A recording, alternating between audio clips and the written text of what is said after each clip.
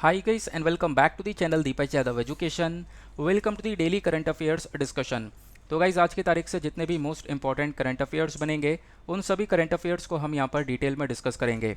ये video UPSC और state PSC के पॉइंट ऑफ व्यू से बहुत इंपॉर्टेंट होता है।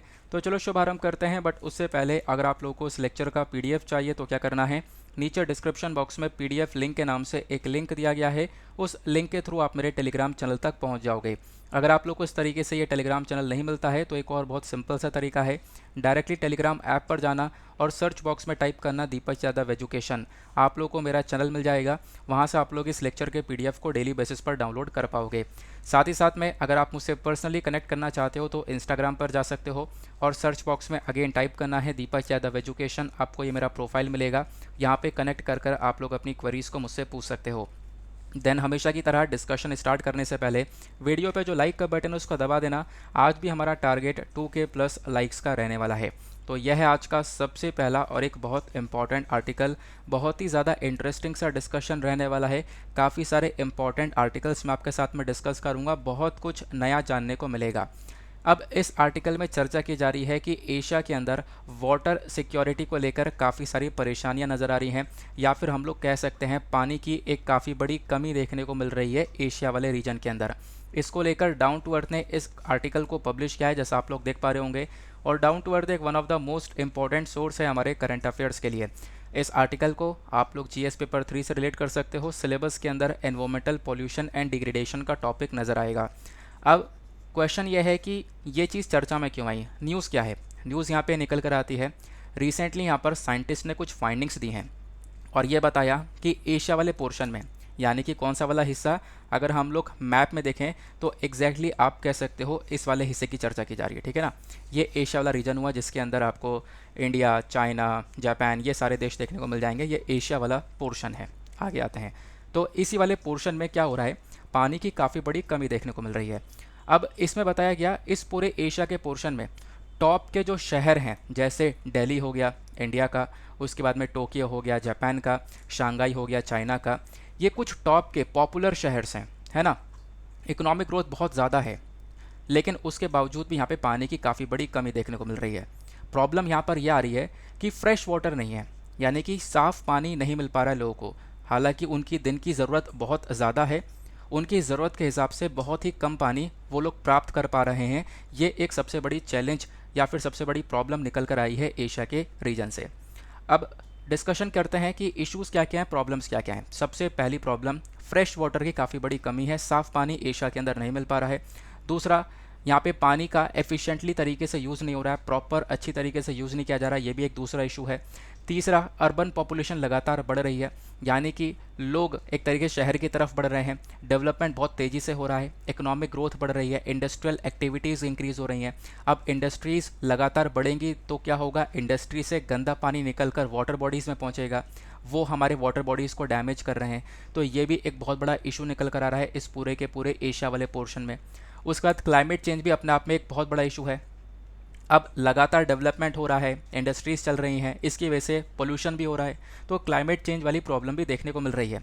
तो कहीं ना कहीं जो पानी की कमी हो रही है उसके पीछे एक सबसे बड़ा फैक्टर ह्यूमन एक्टिविटीज़ का भी देखने को मिलता है। तो क्लाइमेट चेंज की वजह से भी जो वेदर है, ऑब्वियस ही बात है, एक्सट्रीम वेदर देखने को मिलेगा। बहुत ज़्यादा गर्मी बढ़ रही है जिसकी वजह से बहुत सारे एरिया सूख चुके हैं, ठीक है, या फिर कहीं पर आप देख पाओगे फ्लड्स जो है वो तेज़ी से आ रही हैं। इस प्रकार की प्रॉब्लम्स लगातार इंक्रीज़ हो रही हैं, ऐसा बताया गया। अब बड़े बड़े एग्जाम्पल्स यहाँ पर दिए गए हैं कि कौन कौन से कंट्रीज़ किस किस प्रकार की प्रॉब्लम्स से सफ़र कर रही हैं। जैसे कि हम लोग बात करें बैंकॉक के अंदर, तो बैंकॉक जो कि थाईलैंड में आपको देखने को मिलेगा, यहाँ पे आप देखोगे तो ग्राउंड वाटर लेवल लगातार कम हो रहा है। अब लगातार कम हो रहा है क्योंकि पानी का बहुत गलत तरीके से यूज़ कर रहे हैं, या फिर आप कह सकते हो और भी अगर हम लोग बहुत प्रॉब्लम देखें तो बैंकॉक के अंदर जितने भी वाटर सोर्सेस हैं, जहाँ से भी शहर के अंदर पानी मिल रहा है, वो सब गंदा कर दिया जा रहा है। क्यों? क्योंकि घरों से बहुत गंदा पानी निकल रहा है और वो सब नालियों के थ्रू जाकर, कैनाल्स के थ्रू जाकर उस पानी में जा रहा है, और इसकी वजह से पानी लगातार गंदा हो रहा है। कहाँ पर? बैंकॉक के अंदर। बैंकॉक जो कि थाईलैंड की कैपिटल है, ये यहाँ पे बैंकॉक में देखने को मिलेगा। फिर उसके बाद में आप कह सकते हो दूसरा, हनोई, यानी वियतनाम की चर्चा करते हैं। हनोई वियतनाम की कैपिटल है, तो ऐसे ही आपको वियतनाम में भी देखने को मिलेगा। वियतनाम के अंदर भी जीडीपी लगातार इंक्रीज़ हो रही है, बहुत तेज़ी से इकोनॉमिक ग्रोथ की तरफ यहाँ पर ये देश बढ़ रहा है। लेकिन पता है इसका इम्पैक्ट क्या पड़ रहा है? इसका इम्पैक्ट या फिर इसका नतीजा ये पड़ रहा है कि लगातार पोल्यूशन हो रहा है, क्योंकि ऑब्वियस सी बात है, ग्रोथ बढ़ रही है, इंडस्ट्रीज़ वगैरह लग रही हैं, इंडस्ट्रीज़ लगातार लगती हैं, तो इससे क्या हो रहा है, वेस्ट वाटर बहुत सारा निकल रहा है, गंदा पानी निकल कर वहाँ की झील नदियों को पॉल्यूट कर रहा है, जिसकी वजह से फ्रेश वाटर यानी कि जो साफ़ पानी है उसकी काफ़ी बड़ी कमी हो चुकी है। तो ये बड़े बड़े लाइव एग्जाम्पल्स आप लोग देख सकते हो। एक और सबसे बड़ा एग्जाम्पल जॉर्डन। जॉर्डन की जब हम लोग चर्चा करते हैं तो जॉर्डन के अंदर मडाबा आपको देखने को मिलेगा। ये भी एक वाटर स्केर्स सिटी है। यहाँ पे आधे से ज़्यादा जनसंख्या के पास में प्रॉपर पानी नहीं पहुँच पा रहा है। उनको कह रखा है कि आप अपना कुछ और तरीका अपना टैंक्स वगैरह रखो जिसमें आप लोग पानी स्टोर कर पाओगे, क्योंकि वाटर की सप्लाईज प्रॉपरली वहाँ पे नहीं हो पा रही हैं।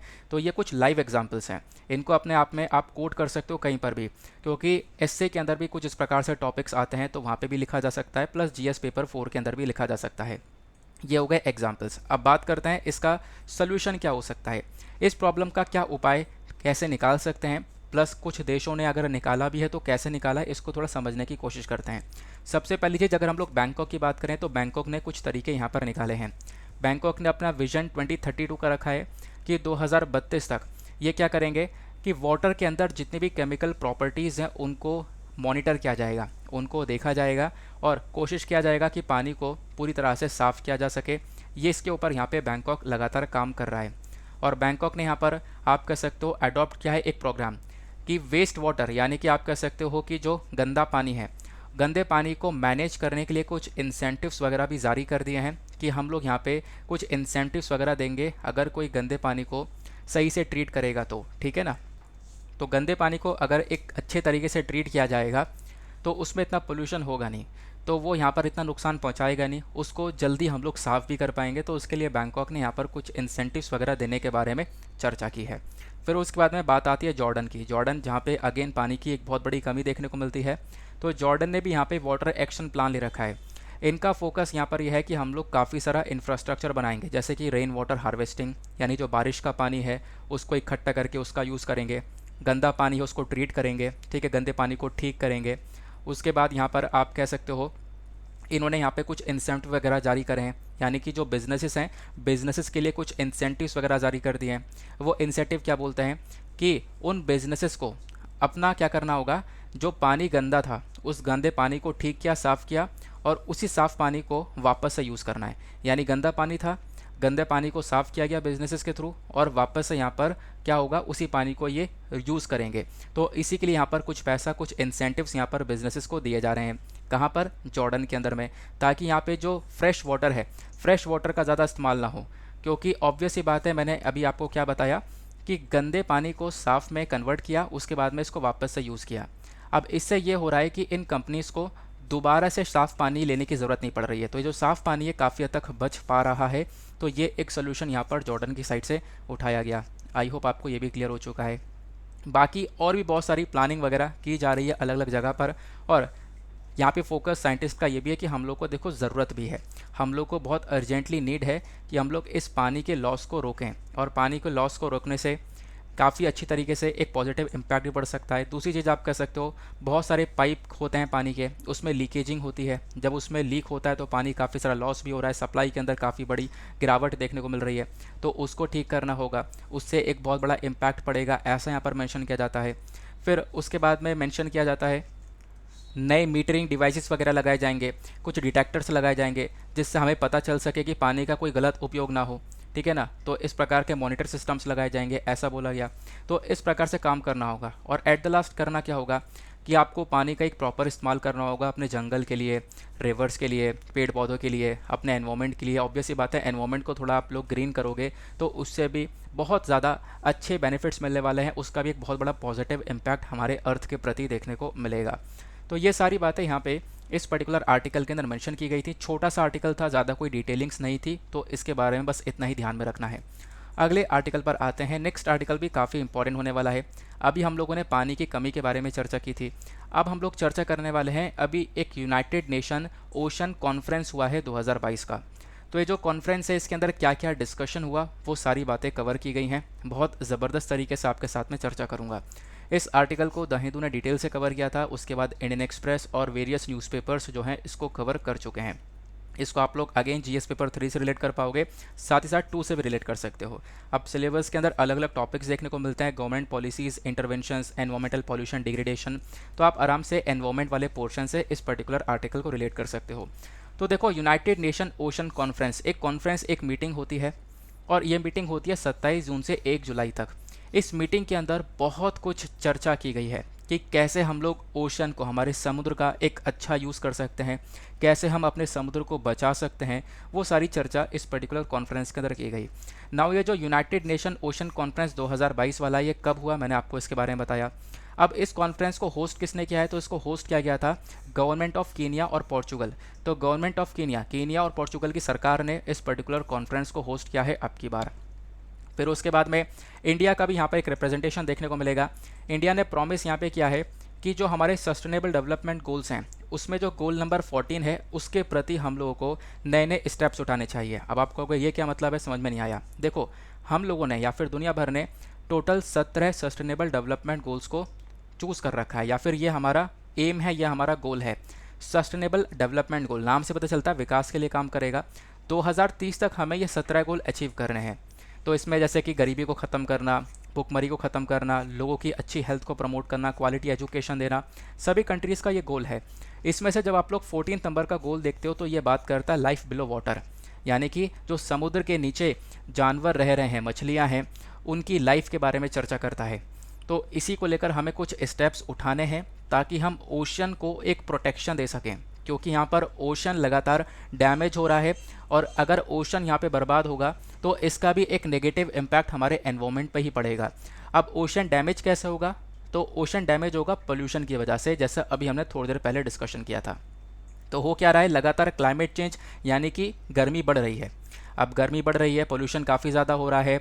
आप कह सकते हो कि हम लोग कोयला जला रहे हैं, बहुत सारा फॉसिल फ्यूल्स को जलाया जा रहा है, पेड़ की कटाई हो रही है। तो ये सब कहीं ना कहीं हमारे एनवायरनमेंट के ऊपर एक नेगेटिव इम्पैक्ट डाल रहा है। जब ये सब कुछ हो रहा है तो इससे क्या होता है, कार्बन डाइऑक्साइड यानी पोल्यूशन बहुत सारा रिलीज़ होता है। अब गर्मी और ज़्यादा बढ़ जाती है एटमॉस्फेयर के अंदर। अब गर्मी बढ़ती है तो कुछ गर्मी एब्जॉर्ब कर ली जाती है हमारे ओशन के थ्रू। कुछ क्या आप कह सकते हो, एक बहुत बड़ी मात्रा में, लगभग आप कह सकते हो कि जो ये एक्सेस हीट है वो हमारे समुद्र जो है वो एब्जॉर्ब कर लेते हैं। 90% से ज़्यादा हीट को एब्जॉर्ब कर लेते हैं। अब एब्जॉर्ब करेंगे, जब ये हीट यहाँ पे समुद्र के अंदर आएगी, समुद्र और ज़्यादा गर्म होगा, ऑक्सीजन कम होगी, और एसिडिक यहाँ पर नेचर इसका बढ़ जाएगा, एसिड जो है बढ़ जाएंगे। तो आप खुद इमेजिन कर सकते हो, गर्मी बढ़ेगी, ऑक्सीजन कम होगा, तो यहाँ पर नीचे जानवरों को यहाँ पे ऑक्सीजन मिल नहीं पाएगा, वो मर जाएंगे। जो हमारे एक्वाटिक प्लांट्स हैं वो मर जाएंगे। एसिड बढ़ जाएगा तो बाकी कुछ सारी चीज़ भी यहाँ पर डैमेज हो जाएंगी, ठीक है ना। और एसिडिक नेचर अगर बढ़ेगा तो इससे यहाँ पर जो जहरीली काई वगैरह है वो भी बढ़नी चालू हो जाएगी हमारे ओशन के अंदर में। तो ये सारी प्रॉब्लम्स करेंट टाइम पर ओशन के अंदर देखने को मिलती है। तो इन्हीं प्रॉब्लम्स का क्या सलूशन हो सकता है, उसी सलूशन के बारे में चर्चा इस यूनाइटेड नेशन ओशन कॉन्फ्रेंस के अंदर की गई थी। क्लियर हुआ, जो कि 27 जून से 1 जुलाई के बीच में किया गया था। अब क्या क्या सोल्यूशन निकाले गए इसको थोड़ा सा समझते हैं। इस कॉन्फ्रेंस का की एजेंडा क्या है। सबसे पहला एजेंडा भाई, डीप सी माइनिंग को रोका जाए। समुद्र के अंदर माइनिंग की जाती है, माइनिंग करके यहाँ से रेयर मेटल्स निकाले जाते हैं। अब रेयर मेटल्स निकालने के लिए जो माइनिंग, जो खुदाई हो रही है, उसके लिए हम लोग मशीन्स का इस्तेमाल करते हैं, और वो मशीन जो समुद्र के अंदर का नेचुरल हैबिटेट है वो बर्बाद कर देता है। तो इसको लेकर चर्चा की गई इस कॉन्फ्रेंस के अंदर में। दूसरा यहाँ पर कार्बन सीक्वेस्ट्रेशन, इसका मतलब क्या है, देखो होता क्या है ना, जो करेंट टाइम पर ओशन देखने को मिलते हैं, ये बहुत सारा पोल्यूशन को अपने आप में एब्जॉर्ब कर लेते हैं, अपने आप में सोख लेते हैं, जिससे कि हमारे एनवायरनमेंट में पोल्यूशन कम होता है। अगर हम एनवायरनमेंट के अंदर लगातार प्रदूषण करते रहेंगे तो काफ़ी सारा प्रदूषण हमारा समुद्र एब्जॉर्ब कर लेगा, लेकिन एक हद से ज़्यादा प्रदूषण होगा तो समुद्र कितना एब्जॉर्ब करेगा, एब्जॉर्प्शन की भी एक लिमिट होती है। तो उस एब्जॉर्प्शन रेट को बढ़ाया जा सकता है। कैसे, हम लोग मैंग्रोव्स वगैरह लगा सकते हैं, ठीक है। मैंग्रोव्स जो हमारे कुछ प्लांट्स होते हैं उनको हम लोग लगा सकते हैं। तो इससे यहाँ पर आप कह सकते हो जो कार्बन है वो थोड़ा सा ज़्यादा एब्जॉर्ब होने लगेगा, पोल्यूशन को थोड़ा सा हम लोग और कम कर पाएंगे। ऐसा नहीं है कि हम लोग एक तरफ से कार्बन को प्रोड्यूस भी कर रहे हैं और दूसरी तरफ यहाँ पे एब्जॉर्ब करने का यहाँ पे कोई सोल्यूशन निकाल रहे हैं, ऐसा नहीं करना है। हम लोग को यहाँ पर जो प्रोडक्शन है कार्बन का, यानी कि जो पोल्यूशन हो रहा है उसको कम भी करना है, और दूसरी तरफ कार्बन के एब्जॉर्प्शन के रेट को ही बढ़ाना है कि जो हमारे एनवायरनमेंट के अंदर जो पोल्यूशन है वो एब्जॉर्ब होता रहे और दूसरी तरफ से पोल्यूशन हो ही ना, जिससे यहाँ पर हम लोग एनवायरनमेंट को पोल्यूशन फ्री बना पाएंगे। ये डिस्कशन यहाँ पर इस कॉन्फ्रेंस के अंदर हुआ, फिर एक और स्टेप उठाया गया ब्लू डील का। ब्लू डील यहाँ पर एक करी गई है जिसमें यहाँ पर फोकस किया जाता है कि हम लोग ओशन के रिसोर्सेज का बहुत अच्छी तरीके से यूज़ करेंगे। ओशन के अंदर जितनी भी चीज़ें पाई जाती हैं, ठीक है, उसको इकोनॉमिक ग्रोथ के पर्सपेक्टिव से यूज़ किया जाएगा। चाहे वो यहाँ पर मछलियाँ हो गई, ठीक है, आप कह सकते हो फिशेस को भी उनकी फ़िशिंग करने के बाद में व्यापार किया जाता है, उनसे भी इकोनॉमिक जनरेट होती है। तो एक अच्छी तरीके से सस्टेनेबल वे में यूज़ करेंगे। ऐसा नहीं है यहाँ पर कि इस तरीके से हम लोग ओशन के रिसोर्सेज का यूज़ कर रहे हैं कि ओशन भी बर्बाद हो रहा है और रिसोर्सेज भी निकल जा रहे हैं। तो ऐसा नहीं करना, ये भी डिस्कशन हुआ। फिर उसके बाद में यहाँ पे बोला गया इस कॉन्फ्रेंस के अंदर कि जो हमारे सीज़ हैं, यानी कि जो समुद्र हैं, वो बेसिकली अनरेगुलेटेड हैं। अगर आप लोग देखोगे पृथ्वी का जो सरफेस है वो 70% समुद्र से ही कवर है, और कितने सारे लोगों को ये खाना प्रोवाइड करवाता है, कितने सारे लोगों की ज़िंदगी चल रही है इस समुद्र के माध्यम से। ज़िंदगी चलने का मतलब है यहीं से इकोनॉमिक एक्टिविटीज़ चल रही हैं, जिसकी वजह से वो लोग यहाँ पे पैसा वगैरह कमा पा रहे हैं, अपनी जॉब्स के अंदर इन्वॉल्व हैं। तो इस प्रकार की चीज़ें यहाँ पे समुद्र प्रोवाइड करवा रहा है। लेकिन यहाँ पर मेंशन किया गया, कुछ एक्टिविस्ट साइंटिस्ट हमारे ये बोलते हैं समुद्र बेसिकली हमारे प्लैनेट का, हमारे पृथ्वी का सबसे बड़ा अनरेगुलेटेड एरिया है। इसके ऊपर कोई ध्यान ही नहीं दे रहा है, इसके ऊपर कोई भी प्रॉपर रेगुलेशन ही नहीं है, कोई proper rules and regulations ocean के लिए हैं ही नहीं, कोई रेगुलेशन नहीं है। तो इसकी वजह से यहाँ पर इसका एक्सप्लॉइटेशन भी बहुत ज़्यादा हो जाता है, ठीक है ना। बाकी समुद्र को काफ़ी बड़ा खतरा, थ्रेट क्या देखने को मिलेगा, वही जो कि हम डिस्कस कर चुके हैं। ग्लोबल वार्मिंग हो गया, प्लास्टिक पोल्यूशन हो गया, एसिड बढ़ रहा है वो हो गया, या फिर मैरीन हीट वेव्स हो गई, समुद्र के अंदर गर्मी बढ़ रही है। ये सारी प्रॉब्लम्स आज के टाइम पर ओशन के अंदर लगातार इंक्रीज़ हो रही हैं। पोल्यूशन कुछ इस प्रकार से आज के टाइम पर बढ़ चुका है जो कि हमारे ओशंस को डैमेज कर रहा है। ये सारी बातें यहाँ पर इस कॉन्फ्रेंस के अंदर की गई हैं, और क्या कर सकते हैं इसी को लेकर यहाँ पे एक सोल्यूशन निकाला गया है। अब यहाँ पे देखो एक चीज़ और ये आती है, ओशन के इकोसिस्टम को प्रोटेक्ट करने के लिए बहुत सारे इनिशिएटिव्स उठाए जाते हैं। मैं सारे इनिशिएटिव डिस्कस करूँगा इंटरनेशनल लेवल के भी, और साथ ही साथ इंडिया ने क्या क्या इनिशिएटिव उठाए उसको भी एक एक करके यहाँ पे समझते हुए चलना, क्योंकि मेंस के अंदर डायरेक्टली इनिशिएटिव को लेकर क्वेश्चन बन जाता है। पहली चीज़ यहाँ पर आप देखोगे तो decade of ocean science for sustainable development, ये आपको एक इनिशिएटिव देखने को मिलेगा। इसके अंदर हमने 2021 से लेकर 2030 तक का टारगेट रख रखा है। जैसे मैंने आपको बताया हमारा गोल नंबर 14 है, जो कि बात करता है कि हम लोग अपने ओशन की हेल्थ को थोड़ा सा इम्प्रूव कर सकें। तो ओशन की हेल्थ को इम्प्रूव करने के लिए ये इनिशिएटिव उठाया गया है। फिर उसके बाद अगला इनिशिएटिव वर्ल्ड ओशन डे आपको देखने को मिलेगा। हर साल 8 जून को हम लोग वर्ल्ड ओशन डे सेलिब्रेट करते हैं, या फिर आप कह सकते हो ऑब्जर्व करते हैं, ताकि हम लोग लोगों को बता सकें कि भाई ओशन का क्या इतना इम्पोर्टेंस है, प्लस ओशन को प्रोटेक्ट करना कितना ज़्यादा ज़रूरी है, ओशन लोगों के लिए कितना इंपॉर्टेंट है, ओशन से कितनी सारी इकोनॉमिक एक्टिविटीज़ हो रही हैं। तो यहाँ पर इसको लेकर वर्ल्ड ओशन डे को भी ऑब्जर्व किया जाता है। फिर यहाँ पे एक और इनिशिएटिव है, वो है marine protected areas. Marine protected areas का भी यहाँ पर एक लॉन्चिंग करी गई है, यानी कि आप कह सकते हो कि समुद्र के अंदर कुछ एरियाज़ जहाँ पर एक प्रोटेक्शन दी जाती है, ठीक है। वहाँ पे क्या होगा, वहाँ पे आप कह सकते हो उस वाले एरिया को आप लोग डैमेज नहीं कर सकते हो, उसके लिए कुछ अलग से रूल्स एंड रेगुलेशंस होंगे। तो इस प्रकार का इनिशिएटिव भी उठाया जाता है। फिर उसके बाद में ग्लो लेटर पार्टनरशिप प्रोजेक्ट देखने को मिलेगा। इसको लॉन्च किया गया था इंटरनेशनल मैरीटाइम ऑर्गेनाइजेशन और साथ ही साथ फूड एंड एग्रीकल्चर ऑर्गेनाइजेशन के थ्रू। यहाँ पे क्या है कि इस वाले पार्टनरशिप प्रोजेक्ट को नॉर्वे के थ्रू, नॉर्वे जो कि एक देश है, इसके थ्रू फंडिंग मिली थी, इसने यहाँ पर पैसा प्रोवाइड करवाया। इस इनिशिएटिव के अंदर फोकस ये है कि हम लोग प्लास्टिक को कम कर सकें समुद्र से, क्योंकि ये जो प्लास्टिक है ये भी बहुत बड़ा खतरा बन जाती है फिशरीज़ के लिए, हमारी मछलियों के लिए। देखो इंपॉर्टेंट चीज़ क्या है ना, ये जो प्लास्टिक है ये भी एक बहुत बड़ा खतरा है, क्योंकि ये प्लास्टिक मछलियों के अंदर चली जाती है, खासकर माइक्रो प्लास्टिक्स जो है वो मछलियों के अंदर जाती हैं। उनके पेट में कई बार हम लोगों ने देखा है कि जब उसको फाड़ा गया है तो काफ़ी कुछ प्लास्टिक्स वहाँ से निकले हैं। अब वही प्लास्टिक लोगों तक पहुँचता है, क्योंकि ऑब्वियस सी बात है बहुत सारा सी फूड लोगों के थ्रू कंज्यूम भी किया जाता है। तो वही चीज़ लोगों के अंदर पहुँचती है, तो लोगों की हेल्थ के लिए भी डैमेज है, एनवायरनमेंट के लिए भी यहाँ पर एक बहुत बड़ा डैमेज है। तो उसको कम करने के लिए वो पर्टिकुलर इनिशिएटिव उठाया गया था। अब देखो और क्या क्या इनिशिएटिव है ओशन की प्रोटेक्शन के लिए, वो है इंडिया नॉर्वे ओशन डायलॉग। तो इंडिया और नॉर्वे दोनों मिलकर यहाँ पे डिस्कशन बातचीत करते हैं। 2019 में दोनों की सरकार ने मिलकर एक मेमोरेंडम ऑफ अंडरस्टैंडिंग साइन किया था कि हम लोग ओशन की प्रोटेक्शन को लेकर वर्क करेंगे। फिर उसके बाद में इंडिया का खुद का एक इनिशिएटिव है डीप ओशन मिशन। तो ये भी एक मिशन है जो कि हमारे ब्लू इकोनॉमी इनिशिएटिव को प्रमोट करता है, इसको लेकर काम करता है, ठीक है ना। यानी ओशन के जो नेचुरल रिसोर्सेज हैं उसका अच्छी तरीके से यूज़ किया जाए, जिससे यहाँ पे हमें फ़ायदा भी हो जाए और हम लोग ओशन को पल्यूट भी ना कर सकें। उसके बाद में एक और इनिशिएटिव है India's Indo Pacific ocean initiative.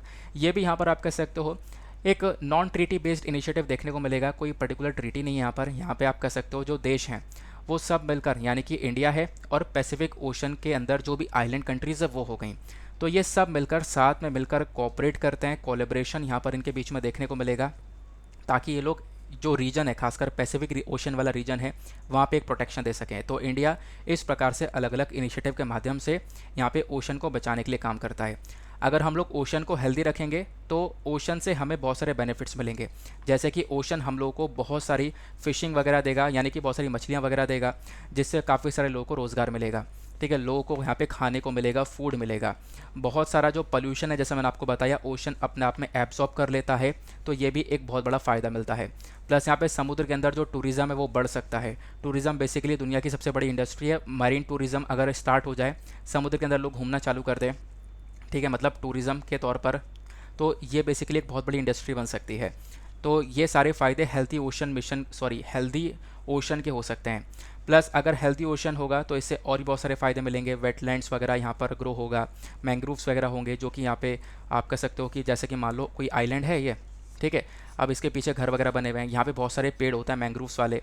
तो मान लो यहाँ पे समुद्र से कोई भी मतलब तूफ़ान वगैरह, सुनामी वगैरह भी आ रही है, तो बेसिकली ये जो पेड़ पौधे हैं उसको काफ़ी हद तक रोक देते हैं। इस प्रकार की चीज़ों से फ़ायदा मिलता है, यानी कि आप कह सकते हो कि ये जो एरिया वो प्रोटेक्ट हो जाता है। तो ये सारे फ़ायदे यहाँ पर एक हेल्दी ओशन के मिलते हैं। तो इस वजह से ओशन को हेल्दी रखना बहुत ज़्यादा ज़रूरी है। इसी को लेकर ये कॉन्फ्रेंस रखा गया था। आगे आते हैं अगले आर्टिकल पर। नेक्स्ट आर्टिकल भी बहुत ज़्यादा इंपॉर्टेंट होने वाला है। इसको आप लोग जीएस पेपर 3 इकोनॉमी से रिलेट कर सकते हो। यहाँ पे चर्चा की जा रही है फाइनेंशियल सर्विसेज इंस्टीट्यूशन ब्यूरो के बारे में। तो हुआ क्या है, मैं आपको समझाता हूँ इशू क्या है, कैसे रिलेट कर सकते हो, मैंने आपको बताया। इशू यह है कि कैबिनेट अपॉइंटमेंट कमेटी, ठीक है, तो इस कमेटी ने क्या किया, एक सरकारी रिजोल्यूशन को पास किया है, और रिजोल्यूशन को पास करते करते इन्होंने एक बॉडी बना दी है जिसका नाम है फाइनेंशियल सर्विस इंस्टीट्यूशन ब्यूरो। ये बॉडी जो है ये नई बॉडी है, एफएसआईबी, इसको आगे से एफएसआईबी बोलूँगा। तो इस बॉडी ने यहाँ पे आप कह सकते हो पुरानी वाली बॉडी को रिप्लेस कर दिया है, बैंक्स बोर्ड ब्यूरो। तो हमारे पास एक पुरानी बॉडी है BBB, बैंक्स बोर्ड ब्यूरो। इसकी जगह पर एक नई बॉडी बनाने के बारे में चर्चा की जा रही है, फाइनेंशियल सर्विसेज इंस्टीट्यूशन ब्यूरो। तो डिस्कस करेंगे एफएसआईबी का क्या काम रहेगा, प्लस ये BBB का क्या काम रहा था, ये भी हम लोग चर्चा करेंगे। तो ये जो नए रूल्स एंड रेगुलेशंस लाए गए हैं, ये basically department of financial services या फिर आप कह सकते हो मिनिस्ट्री ऑफ फाइनेंस की साइड से लेकर आए गए हैं। तो ये जो हमारे पास नई बॉडी आएगी फाइनेंशियल सर्विस इंस्टीट्यूशन ब्यूरो, इसका क्या काम रहेगा, ये क्या काम करेगी, जो हमारे पब्लिक सेक्टर बैंक्स होते हैं, पब्लिक सेक्टर बैंक्स जो कि सरकार के अंडर में आते हैं, जैसे स्टेट बैंक ऑफ इंडिया। अब स्टेट बैंक ऑफ इंडिया के काफ़ी सारे शेयर्स हमारे सरकार के पास में देखने को मिलते हैं। तो इन पब्लिक सेक्टर बैंक्स के अंदर बड़े बड़े चीफ्स वगैरह होते हैं, ये ध्यान रखना है। इंश्योरेंस कंपनी के अंदर चीफ्स होते हैं।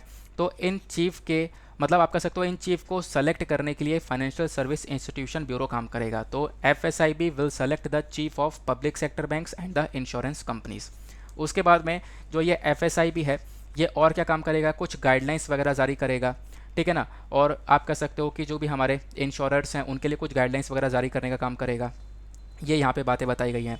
उसके बाद और क्या काम रहने वाला है, ये एक सिंगल ऐसी कंपनी बनेगी जो कि यहाँ पे रिकमेंडेशन देगी। रिकमेंडेशन मतलब अपनी तरफ से यहाँ पर कुछ सजेशन देगी कि WTD के अंदर किसका अपॉइंटमेंट होना है, यानी कि होल टाइम डायरेक्टर का अपॉइंटमेंट के लिए, मतलब आप कह सकते हो WTD होल टाइम डायरेक्टर के अपॉइंटमेंट के लिए अपना रिकमेंडेशन देगी।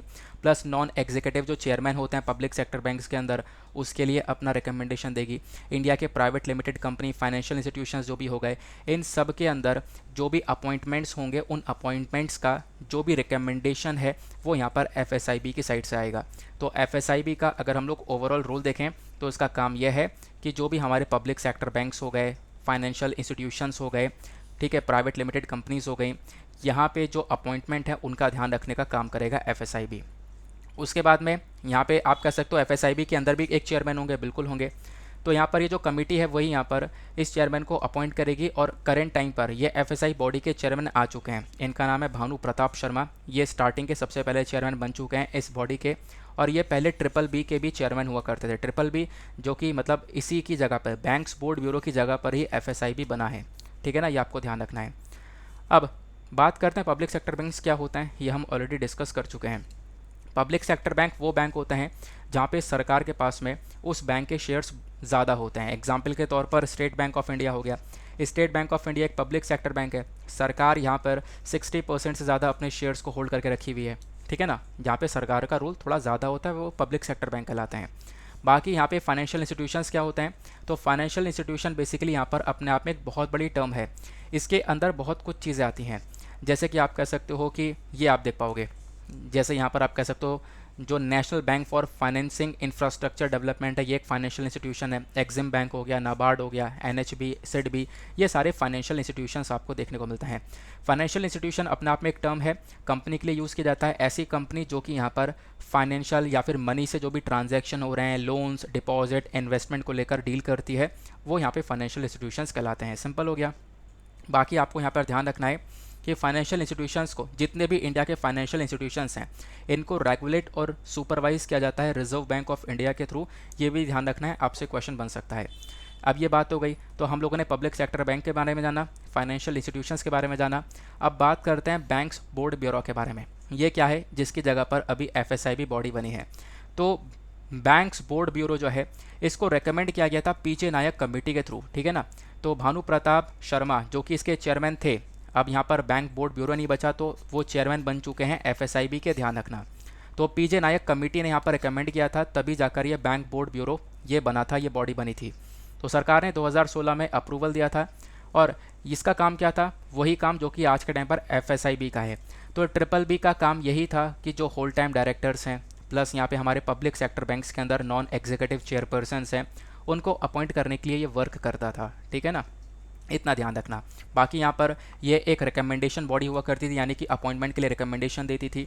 और यहाँ पे बैंक बोर्ड ब्यूरो को बेसिकली यहाँ पे एक पब्लिक अथॉरिटी बोला गया है। इसको डिफाइन किया गया था राइट टू इन्फॉर्मेशन एक्ट 2005 के अंदर में। ज़्यादा कुछ यहाँ पे चर्चा करने वाली बात नहीं है, अभी इसको रिप्लेस करके FSIB आ चुका है। Now bank board of bureau के फंक्शंस यहाँ पे क्या क्या हुआ करते थे उसके बारे में डिस्कशन करते हैं।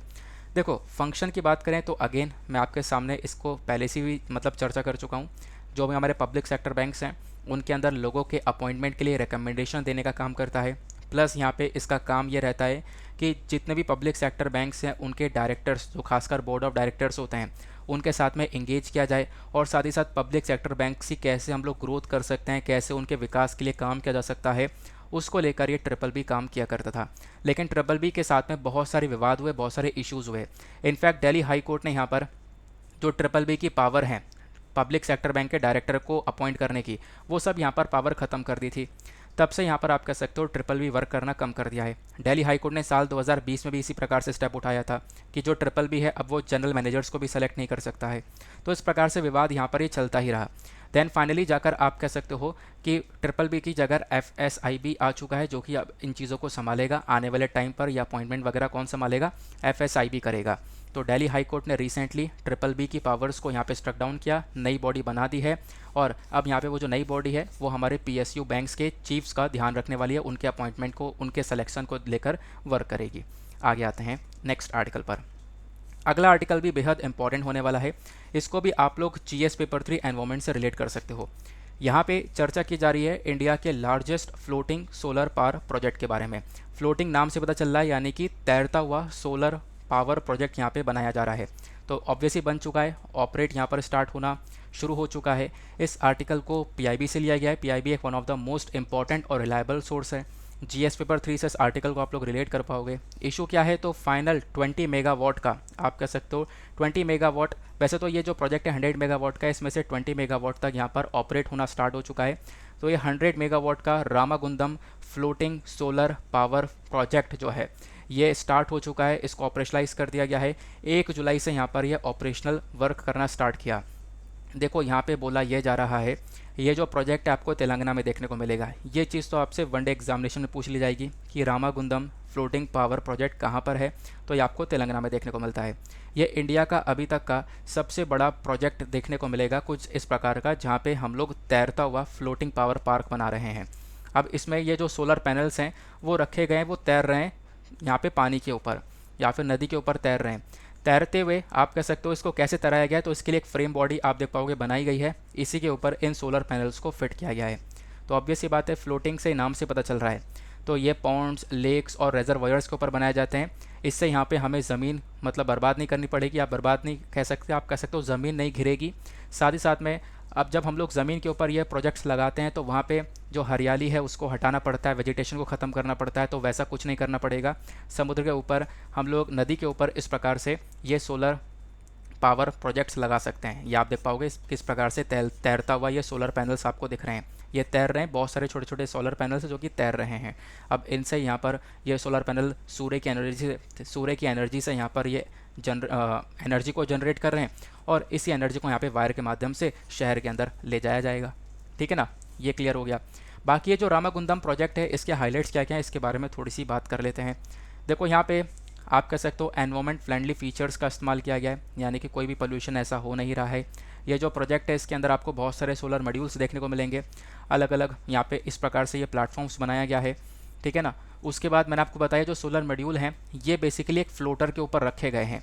ऐसा नहीं कि पानी के ऊपर डायरेक्टली यहाँ पर इन सोलर पैनल्स को रख दिया गया, इसके नीचे एक फ्लोटर को बनाया गया है जिसको बोला गया है हाई डेंसिटी पॉलीथीन मटेरियल से इसको बनाया गया है। ये जो कि आपको नीचे दिख रहा है ये खुलेगा, ऐसे खुल भी जाता है और यहाँ पर ये क्लोज भी हो जाता है। तो ये आप देख पाओगे इस प्रकार से सोलर पैनल्स को इनके ऊपर फिट किया गया जो कि चार्ज करके आप एनर्जी को जनरेट करेंगे। अब यहाँ पे क्वेश्चन ये है कि इस प्रकार के प्रोजेक्ट का, यानी कि यहाँ पे हम लोग नदी के ऊपर तैरा रहे हैं इसको, तो इससे फ़ायदा क्या होगा? क्या एनवायरनमेंट के ऊपर कोई फ़ायदा होगा? तो बिल्कुल फ़ायदा होगा। मेंस के लिए आपके लिए कुछ पॉइंट ऑफ व्यूज़ तैयार हो जाएंगे। सबसे पहला फ़ायदा कि भाई आपको थोड़ी कम ज़मीन की ज़रूरत पड़ेगी, लिमिटेड लैंड रिक्वायरमेंट होगा। ऑब्वियस ही बात है, हम लोग नदी के ऊपर इसको लगा रहे हैं तो ज़मीन की ज़रूरत हमें कम पड़ेगी। अभी ज़मीन पर लगाना होता तो आप कह सकते हो वहाँ पे हमें हरियाली भी ख़त्म करनी पड़ती, वो वेजिटेशन हटाना पड़ता। तो पहला यहाँ पर ये इसका फ़ायदा मिलेगा हमारे एनवायरनमेंट को। दूसरा, जो वाटर इवापोरेशन रेट है वो कम होगा, यानी कि अभी यहाँ पे आप कह सकते हो जो समुद्र है ये खाली रहता है, इसके ऊपर कोई प्रोजेक्ट नहीं लगा हुआ रहता, तो पानी यहाँ पे भाप बन के बहुत तेज़ी से उड़ रहा होता। लेकिन अब ये जो पानी भाप बनने का प्रोसेस है ये थोड़ा सा स्लो हो जाएगा और काफ़ी सारा पानी यहाँ पर बच पाएगा। ठीक है ना, ये यहाँ पर बोला गया तो वाटर इवेपोरेशन कम हो जाएगा। फिर उसके बाद में बोला गया कि जो पोल्यूशन है वो भी कम होगा। ऑब्वियस ही बात है, क्योंकि इन सोलर पैनल से क्या फ़ायदा होगा कि एनर्जी जो हमें मिलेगी वो रिन्यूएबल एनर्जी मिलेगी। अभी हम लोग कोई भी एनर्जी का इस्तेमाल कर रहे हैं, मान लो इलेक्ट्रिसिटी इस्तेमाल कर रहे हैं, तो वो बिजली कैसे बन रही है ये आपको ही पता है, पावर प्लांट्स के अंदर बनाई जा रही है। और पावर प्लांट्स के अंदर बिजली को बनाने के लिए कोयले को जलाया जा रहा है। कोयले को जला रहे हैं तो अगेन पोल्यूशन हो रहा है, कार्बन एनवायरनमेंट में रिलीज़ हो रहा है, उसके बाद एनर्जी को आप लोग यूज़ कर पा रहे हो। लेकिन सोलर पैनल्स के अंदर ऐसा कुछ भी नहीं है। सोलर पैनल्स के अंदर क्या हो रहा है, यहाँ पर हम लोग इन पैनल्स में सूर्य के माध्यम से एनर्जी को जनरेट कर रहे हैं, सोलर एनर्जी से ये एनर्जी मिल रही है और आप कह सकते हो यही एनर्जी जो है जब मिल रही है तो इसका हम लोग यूज़ कर रहे हैं, तो इससे पोल्यूशन वगैरह भी काफ़ी ज़्यादा कम हो रहा है। आगे आते हैं। अब ये तो हो गए हमारे एनवायरनमेंट को फ़ायदा। अब बात करते हैं क्या कुछ चैलेंजेस भी हैं, क्या कोई प्रॉब्लम भी आपको देखने को मिल जाएंगी? तो बिल्कुल प्रॉब्लम भी है। सबसे पहली चीज़ देखो, इसको इंस्टॉल करना कोई आसान बात नहीं है, बहुत सारा खर्चा लगता है, बहुत सारे पैसे की रिक्वायरमेंट होती है अगर हमें इस प्रकार से फ्लोटिंग सोलर पैनल्स लगाने हैं तो। और न केवल खर्चा, इसके साथ साथ नॉलेज और इक्विपमेंट्स की आवश्यकता भी पड़ती है। ठीक है ना, क्योंकि जो एक्सपर्ट्स होंगे वो यहाँ पर लगा पाएंगे, वो इसको इंस्टॉल कर पाएंगे। हर किसी की बस की बात भी नहीं है, एक एडवांस टेक्नोलॉजी की ज़रूरत पड़ती है। तो एक्सपेंसिव है ये करना, आने वाले टाइम पर थोड़ा सा ईजी हो जाएगा, आने वाले टाइम पर इसको आराम से कर पाएंगे डेफिनेटली। अभी के लिए यहाँ पर एक्सपेंसिव है, ये सबसे बड़ा चैलेंज है। दूसरा, लिमिटेड एप्लीकेशन। देखो अभी इसका यूज़ ना बहुत ही कम देखने को मिलेगा। अभी क्या होता है, सोलर पैनल्स डायरेक्टली छत के ऊपर लगाए जाते हैं और वो ज़्यादा प्रैक्टिकल भी है और उसी का सबसे ज़्यादा यूज़ भी होता है। यहाँ पे आप देख पाओगे छत के ऊपर सोलर पैनल्स लगा दिए और लगाने के बाद में उससे इलेक्ट्रिसिटी बन रही है, वो एक सिंपल सा प्रोसेस है। बट ये जो फ्लोटिंग वाला है, फ्लोटिंग वाले का यूज़ अभी कम हो रहा है, ऐसा यहाँ पे बताया गया, और आने वाले टाइम पर धीरे धीरे बढ़ेगा यूज़ डेफिनेटली। लेकिन अभी यहाँ पर ये एक एज अ चैलेंज ही कंसिडर किया जाएगा। उसके बाद में जब भी आप लोग यहाँ पे इस प्रकार से एक फ्लोटिंग सोलर पैनल्स को लगाते हो तो आपको पानी का जो खासकर वाटर बेड है इसकी टोपोग्राफी को स्टडी करना होता है, इसको अंडरस्टैंड करना होता है, उसके हिसाब से यहाँ पर यह लगाना होता है। और वाटर बेड को स्टडी करने के लिए भी हमारे पास काफ़ी सारे स्किल्स की ज़रूरत पड़ती है, जो कि अभी भी काफ़ी सारे लोगों के पास में नहीं है। तो ये भी एक चैलेंज ही है हमारे इस पर्टिकुलर प्रोजेक्ट का। आई होप आप लोगों ने इसको अच्छे से समझ लिया है। बाकी सोलर एनर्जी के लिए और कौन कौन से इनिशिएटिव्स उठाए जा रहे हैं ये भी आप लोग ध्यान में रख सकते हो। सोलर पार्क स्कीम को चलाया गया है, रूफटॉप सोलर स्कीम को चलाया गया है, अटल ज्योति योजना को चलाया गया था। इस स्कीम को लॉन्च किया गया था सितंबर 2016 में। इस स्कीम का फोकस यहाँ पर यह है कि घरों पर हम लोग क्या कर सकें, सोलर पैनल्स को लगा सकें, उसके इंस्टॉलेशन को बढ़ा सकें। तो ये बेसिकली सोलर एनर्जी को बढ़ावा देने के लिए अलग अलग इनिशिएटिव्स यहाँ पे सरकार के थ्रू उठाए गए हैं। आई होप आपने इसको भी काफ़ी अच्छे से समझ लिया है। अब आते हैं अगले और एक और बहुत ज़्यादा इंपॉर्टेंट आर्टिकल की तरफ। यहाँ पे हम लोग चर्चा करने वाले हैं न्यू पोयम प्लेटफॉर्म के बारे में, जिसके बेसिस पर आज का आपने थंबनेल भी देखा है। तो इंडियन एक्सप्रेस ने एक्सप्लेन सेक्शन पर इस आर्टिकल को कवर किया है। इसरो का ये पोयम प्लेटफॉर्म क्या है, इससे बहुत सारे फ़ायदे मिलेंगे, आपको सुनकर मज़ा आने वाला है कि हाँ यार ये आखिरकार क्या है। इसको हम लोग थोड़ा सा डिटेल्स एक्सप्लेन करेंगे। इस आर्टिकल को जीएस पेपर 3 से रिलेट कर सकते हो। जीएस पेपर 3 के अंदर आपको सिलेबस के अंदर स्पेस टेक्नोलॉजी का टॉपिक देखने को मिलेगा। तो इशू क्या है समझते हैं। ISRO that is Indian space research organisation, ये भारत की बॉडी है, भारत की स्पेस एजेंसी है। तो इन्होंने अभी सक्सेसफुली लॉन्च कर दिया है पोयम को। कोई ये पोयम कविता नहीं है, यह है PSLV orbital experimental module. P से PSLV, O से ऑर्बिटल, E से एक्सपेरिमेंटल और M से मॉड्यूल। ये काम क्या करेगा पोयम, इसको थोड़ा सा आगे डिस्कस करेंगे।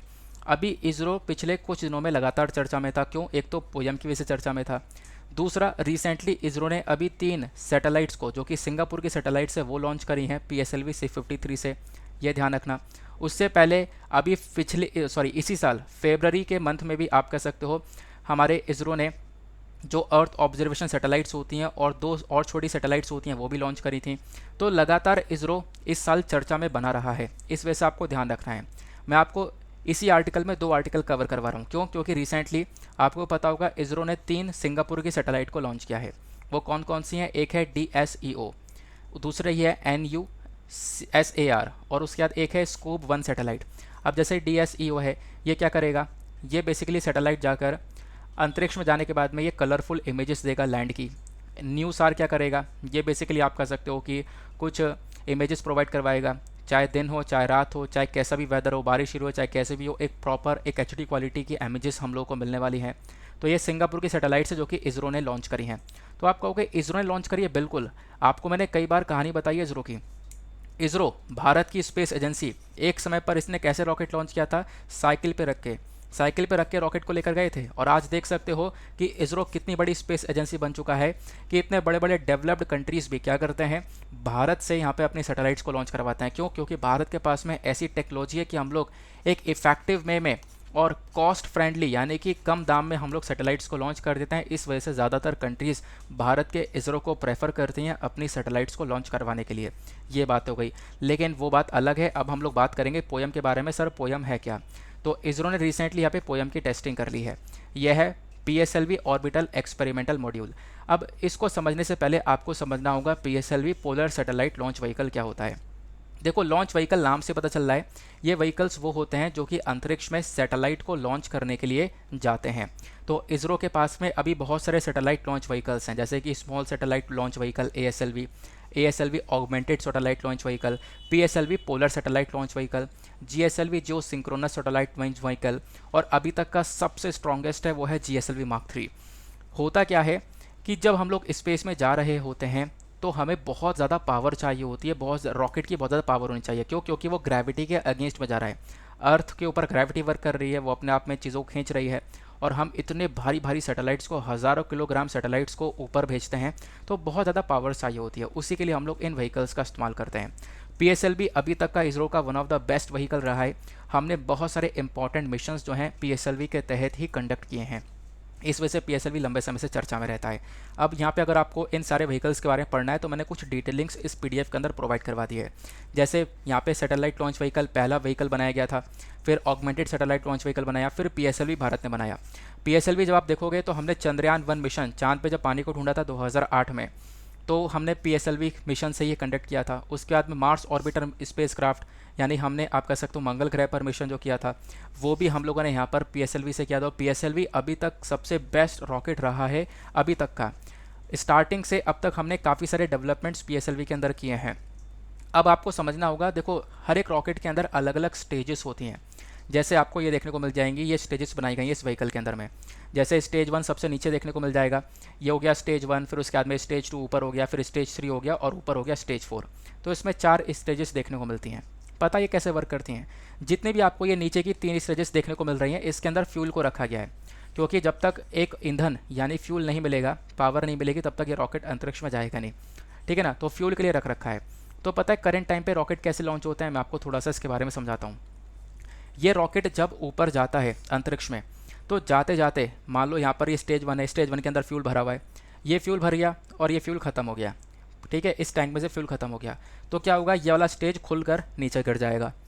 फिर यहाँ पे और ऊपर गया, अब ये वाला फ्यूल इस्तेमाल हो रहा है स्टेज 2 का, ये वाला टैंकर का इस्तेमाल हो रहा है, तो फिर इसका भी ख़त्म हो गया, तो ये वाला स्टेज भी नीचे खुलकर गिर जाएगा।